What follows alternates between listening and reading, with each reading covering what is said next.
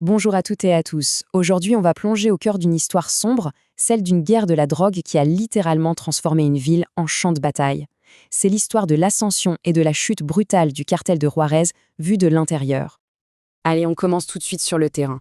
Imaginez une planque du cartel de Juarez, à quelques mètres, à peine, de la frontière américaine.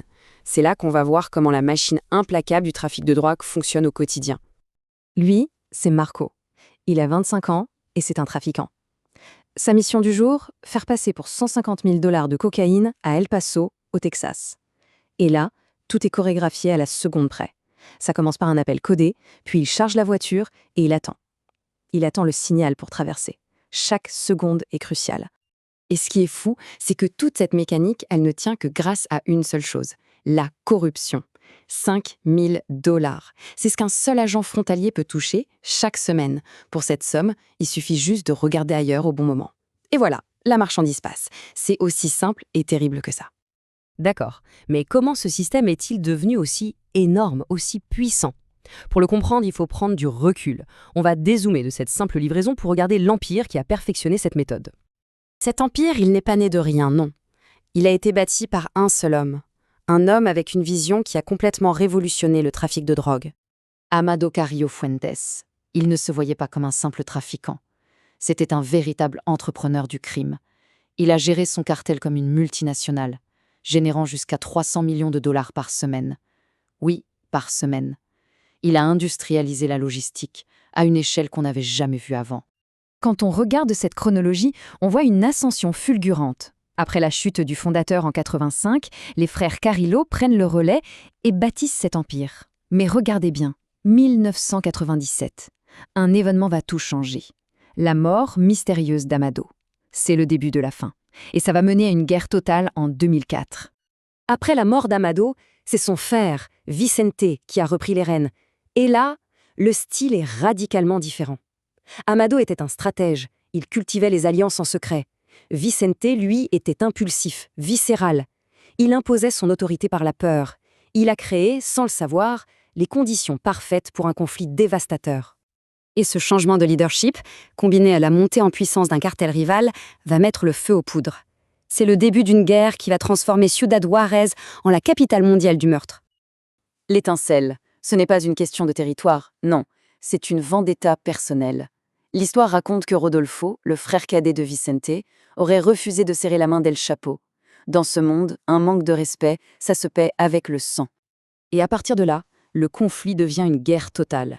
Chaque camp a ses propres armées. D'un côté, Juárez, avec ses unités d'élite, des anciens des forces spéciales.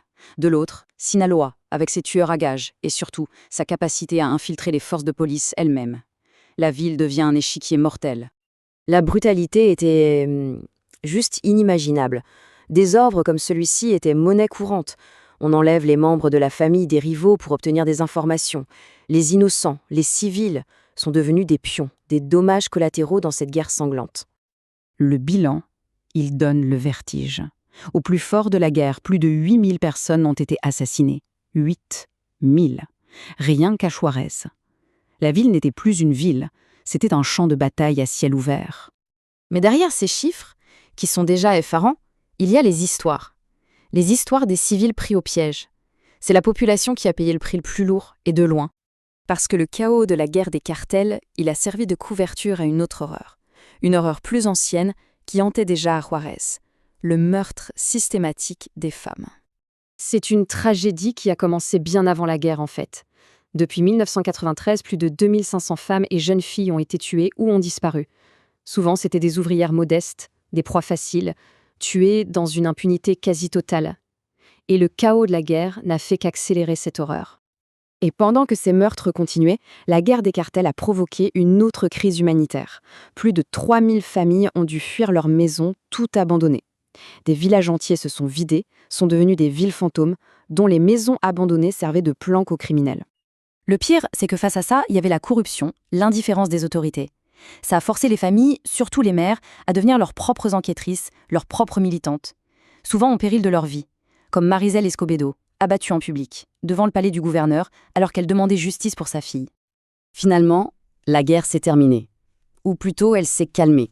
Pas grâce à une trêve, non, mais avec l'effondrement lent et progressif du cartel de Juárez. Sauf que la violence, elle, n'a pas disparu. Elle a juste changé de visage. Une fois son chef capturé, l'Empire s'est effondré. Aujourd'hui, il ne reste plus que son ancienne branche armée, la Lignea. Ce n'est plus un cartel puissant, c'est un groupe qui se bat pour les miettes du territoire. Et pour survivre, la Lignea a dû faire une alliance avec une autre puissance montante, le CGNG. Cette nouvelle configuration, ça veut dire quoi? Ça veut dire que l'État de Chihuahua reste un champ de bataille. Les acteurs ont changé, mais la guerre continue. Toute l'histoire de Juárez nous amène à cette dernière question. Les noms changent, les chefs changent. Les empires naissent et meurent. Mais les systèmes de corruption, les dynamiques de violence, eux, ils persistent. Ils piègent des générations entières dans un cycle qui semble ne jamais finir. Et la vraie question, c'est peut-être ça. Est-ce que la violence, au fond, s'arrête vraiment un jour ?